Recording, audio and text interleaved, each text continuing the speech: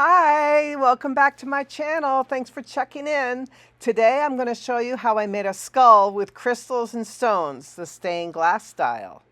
Now this is one of my favorite works. I hope you enjoy it also. First of all, we're going to make a frame to build off of. Now I have done some videos on making silicone molds before, but basically I started off with an inexpensive styrofoam skull that I got at a store, and I used some X-Acto blades, and what I wanted to do was kind of adjust this basic skull so that it will be ready for my stones.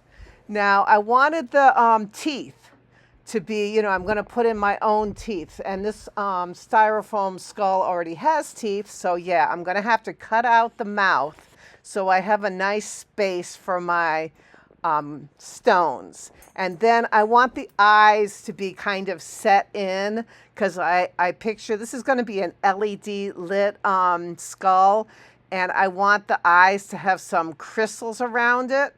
So I want to have enough space for all that work. So I carved areas for the eyes and the nose also.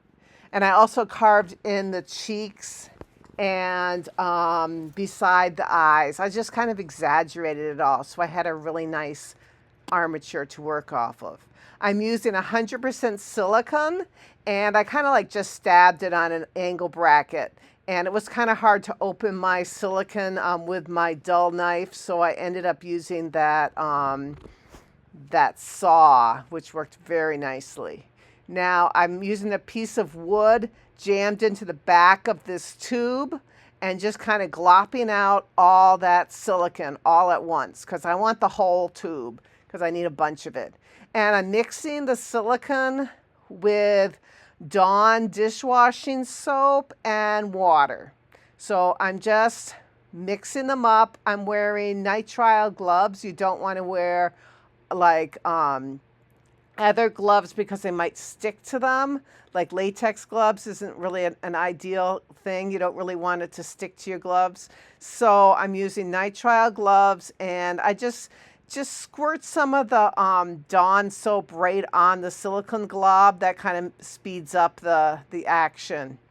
Now once you get kind of a pasty, clayey feeling glop, I just place it on top of my styrofoam skull that I carved out, and now I'm trying to make it pretty much the same layer, same thickness all the way around. So I'm kind of squeezing it into the mouth some, and I'm squeezing it into the eye sockets, because I want to have that shape that I already established. So I don't want to just fill it all in with a huge hunk of silicone, because I'm going to be working on the outside of this, and I want it to be a nice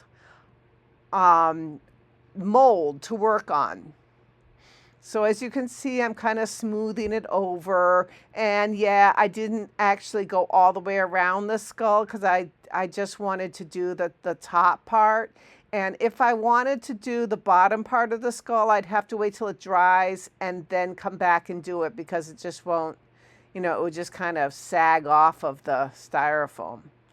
Now, after I let it dry, usually for a day, I'm going to start soldering on the stones and the crystals. Now for the teeth, I decided to do the teeth first. I used clear quartz, like shards, not blobs of crystals, but they're actually kind of like shards. And I foiled them all the way around with some black backed 7/32 foil that I had cut either in half or in thirds or in quarters, depending how thick the stones that I was working with, because I didn't want to wrap around the stones a lot, because then they would take up too much of the stones would be, disappear within the solder. So I wanted to have a lot of the stones showing. So I pretty much just did the edge of the stones. Now this does get problematic in that there's not a whole lot sticking the stone to the foil. It's only the sticking part. So the solder doesn't actually wrap around the stones completely because the foil doesn't. And obviously the solder is not going to stick to the stone. It's only going to stick to the foil. Sometimes you have to like support it in the back, either with some of these push pins or straight pins that I'm using. I have a clear silicone washer that I have behind it holding it up. You can see that I have 2 pieces of wire around the bottom of the jaw. Basically, I put those in because I wanted to be able to solder to the front and the back of these teeth to really help hold them in place. So that's why I used 2 pieces of wire there. So these teeth are not tumbled pieces of glass. They are clear quartz, so they're going to have some bit of prism look because they're kind of like angular in their cut. So they'll look fun, and there'll be a good contrast between the teeth and the other stones that I've chose to use for the rest of the skull. Now the tricky part, of course, is to get all these teeth in. I wanted to have the top teeth overlap the bottom teeth, and I wanted them to be, really long, because in a skull, a skeleton, you don't have the flesh there, so you just have very elongated teeth. So that was like something I really was important to me. So I have some shorter, smaller teeth that I was using for the bottom row of teeth, and some longer ones for the top. And in the back, I was just going to use some kind of weird shaped ones like you'd have for the molars and stuff in the back of the mouth. I usually like to do a lot of extra stones. So you can see I have a whole bunch of those crystals already foiled and ready to choose from, because I don't know exactly which ones I'm going to use as I'm going along. It's kind of a free-flowing type of art where I have this thought that I'm going to have these 2 rows of teeth, and now I'm going to put them in where they seem to fit as I go. So it's not like I have them perfectly designed out ahead of time. So there's one side of his mouth, and I'm soldering it together. I'm using 40, 60 tin lead solder, and as you can see, I have some globs of solder sitting on my work table that I will scoop up at times to use. So this is the mouth basically done. Now for the eyes, I didn't have the exact right depth of the eye socket in the styrofoam mold, so I had to put some support glass pieces underneath that glass glob to hold it in place. So I used some cut crystals, red cut crystals that I put around the eyeball itself. And then the eyeball, the black part, is one of those marbles that you can buy that are flat on one side. So they're called either glass globs or dragon tears, I guess is something I was told they're called sometimes, or they're called flat marbles. So there's all different ways you can look for them in your search, and they come in different sizes and different colors. So these are actually opaque black ones, and because that's what I wanted the light to shine through the red around the eyeball and the stones, but I wanted the middle of it to be black. So what I'm using for the stones for the rest of it is different kinds of browns and gray stones. A lot of them were called quartz. I got them from different places. I got some from Amazon, I got some from AliExpress, and I got some from Temu. So I got them over the years, and then when I was doing this project, I was like, oh my gosh, I want more of this one. It's hard to always get the exact same stone that you already have, if you're especially if you're buying them on sale, or when you can get them. You never really know how many you need. So anyways, so I have these colors. I have some that are darker than others, and I decided I'm going to use the stones in a way that they're going to kind of help shadow and shape this skull. So around the eyes themselves, I decided I'm going to use pretty light colored stones. And then where I would think there'd be shadows, like on the sides of the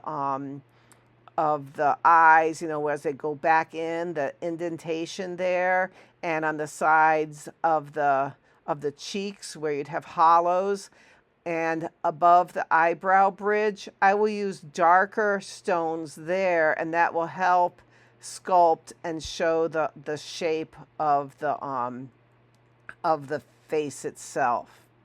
Now, as I'm going, I am obviously soldering all these little pieces of stones together, and I'm using a gel flux, which is my preferred flux because it's not really watery like liquid flux. So it kind of stays where you put it, and it's not really thick like a paste flux. That would be a little bit harder to apply. So I use this like a paintbrush that's specially constructed to withstand lots of chemicals. It's like a chemical brush you can get. And I have that, and that's what I use to brush it on. So now I'm attaching the actual mouth is getting attached to the stones that I had around the eyes. And I'm still using light colored stones at this time. And so I have all different stones, as I told you, in different shapes. And I just it's almost like a puzzle, trying to find ones that fit together nicely. I don't want really big gaps between them, because if I have a gap, I'm going to have to fill the gap with solder, because I've decided this particular project is I'm not going to have any holes between preferably any holes between the stones. So except for in the mouth, there will be some holes that I'm not going to fill between the teeth. The rest of it's going to be pretty much solid. If I have my way, I don't want to have any holes between them.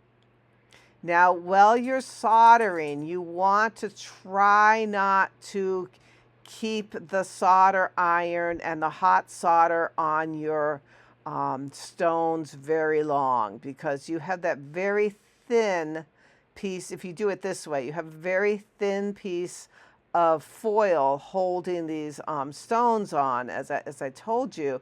And even though I burnish the foil and smooth it and squish it down into the stones, it still doesn't really like to withstand a lot of heat. So if you use too much heat, the stone is just going to pop out and you'll have a hole. And yes, even though I say this and I really try not to do, to hold it there too long, I do have some stones that fall out. And then you have to either foil them and put them back in, put a different stone in, figure out how you're going to make it to fix the problem. I even have at times added wires behind a stone that I really like that particular stone for some reason, and it's either that or take the stone out completely and refoil it. Now, after each work session, because this literally took hours and hours to do, so after each time that I have done working for the day, I then wash off what I've done with, again, dishwashing soap and hot water. And I even wash the silicone skull form itself. Now, as you can see, I'm wearing silicone gloves. That really helps to wear gloves, silicone gloves, because it keeps your hands clean and it helps dissipate the heat. So if you have to hold something a little too close to the heat, you won't burn immediately. It's not like a perfect mask to save you from the heat, but it does help you. Now it's really nice that I cleaned the what I had already worked on, because it's just easier to work with when it's cleaned once now and then. Now, as you can see, this is that line above the eyebrow line, and I am doing that indentation in a little bit darker stone, because that'll help with the shading and the dimension of the mask itself. If I made it all the same color, it wouldn't have as much detail and dimension as if I use the color of the stones to actually help accentuate the color. So you can see that some of the stones are darker than others. A lot of these stones are called quartz, and they're really pretty because they have like lines and different dimensions within the stones themselves. So those I really liked. It was hard to find when I ran out at one point, which is why I stopped at one point.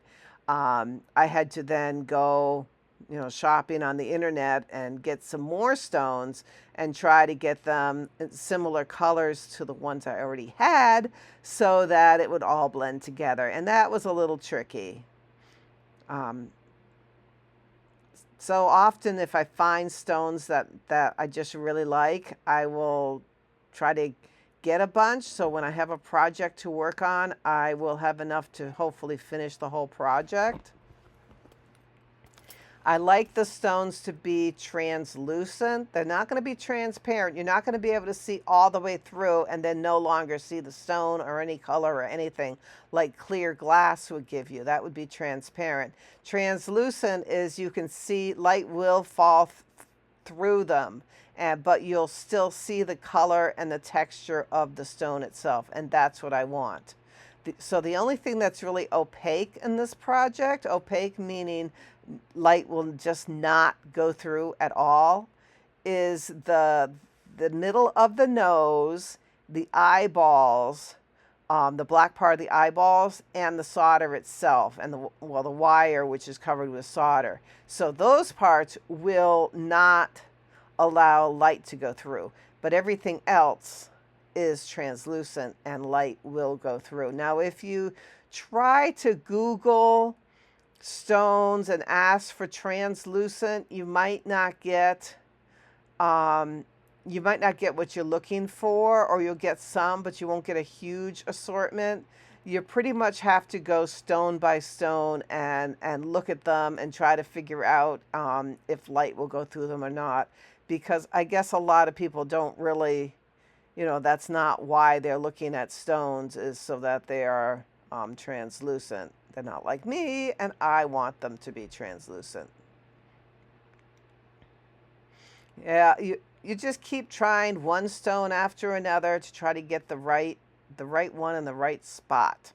So as I said earlier, I use that 4060 solder, and sometimes I use this straight off the coil it comes from, like right now.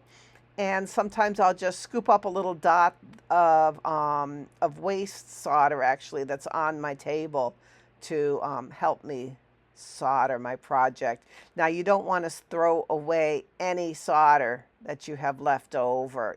Any waste that falls on your workspace or anything, that's not really waste. It is just not used solder, and you can use it again. I even have a video where I actually made silicone mold to melt my extra scraps in, so I have another coil to pick up and use. Now you can use tweezers like I have right now to hold your stone in place. As I showed you earlier, you can use silicone washers. Work great because they are in fact silicone, so solder will not stick to them. Anything silicone is just awesome because solder doesn't stick to them, they clean easily, and they don't get hot, and they're lightweight, and they're squishy. So you can kind of like put them where you want.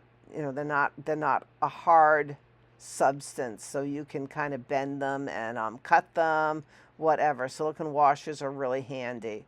And yeah, just Google silicone washers and you'll get them. I think people use them for plumbing. Yet that was a red silicone wash, or orange, I guess.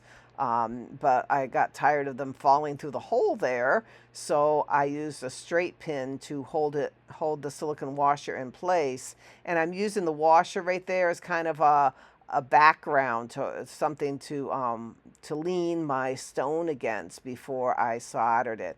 As you can see, I'm using literally hundreds of stones for this project, and I have a whole pile of them there on my table that I have dumped out a handful so that I can choose, which one I want to use where. Sometimes drops of solder will get on the poor stones that are on my table, and then I have to like unsolder them from each other. So I don't like to dump a lot of them on my work table, but I do like to have them right there to grab when I need yet another stone. Now, as I go along, I do fill the gaps between them.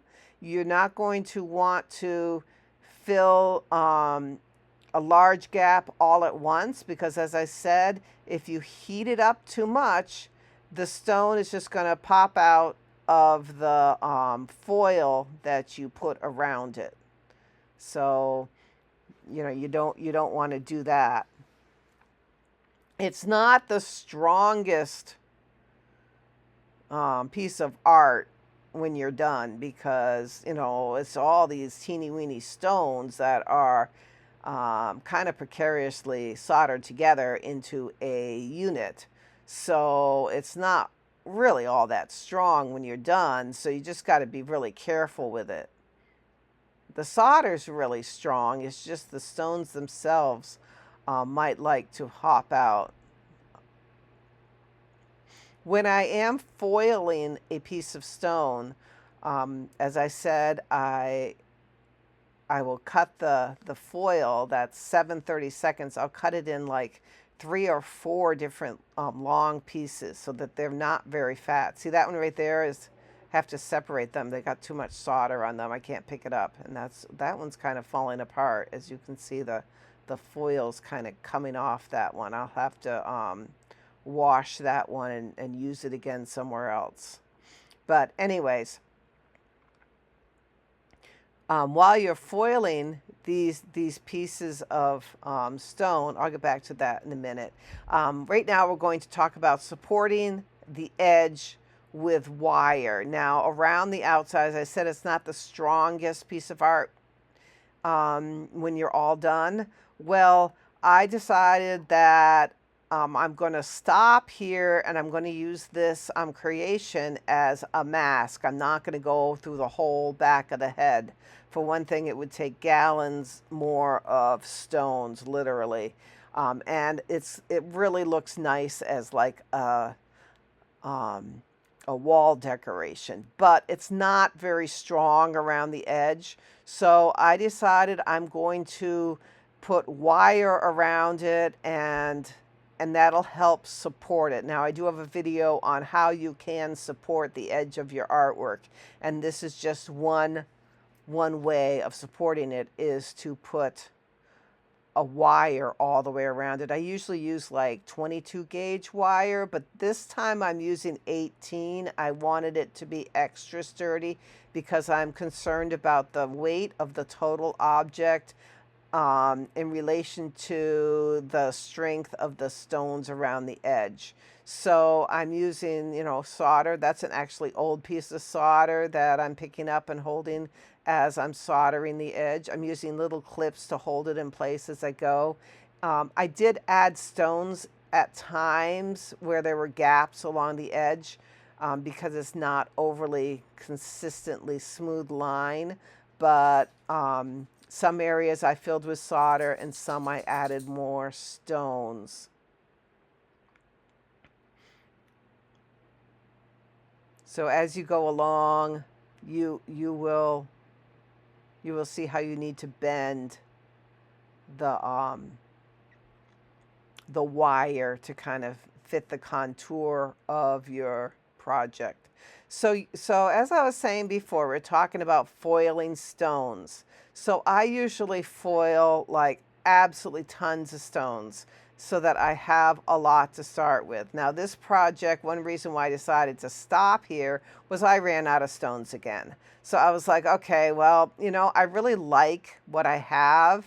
Um, so I'm going to use it as a wall decoration. So I just need to strengthen and support this edge so that it doesn't fall apart.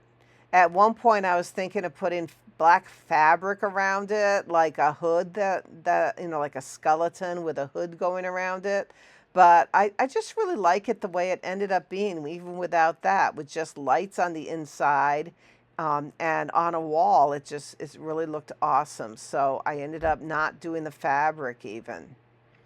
So I'm going all the way around with this 18 gauge, and I'm trying not to heat it up too much on the edge, but I do want to have the whole edge soldered. So I'm basically like tacking it in place and then going back and forth and adding solder to it all the way around. I'm not like adding it all in one area.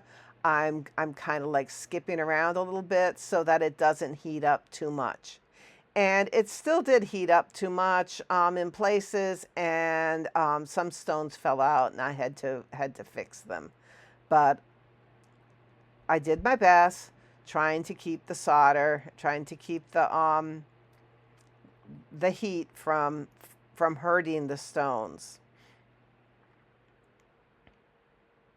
So this wire gave it extra strength. Now number 5, I had to remove the mold and then touch it up.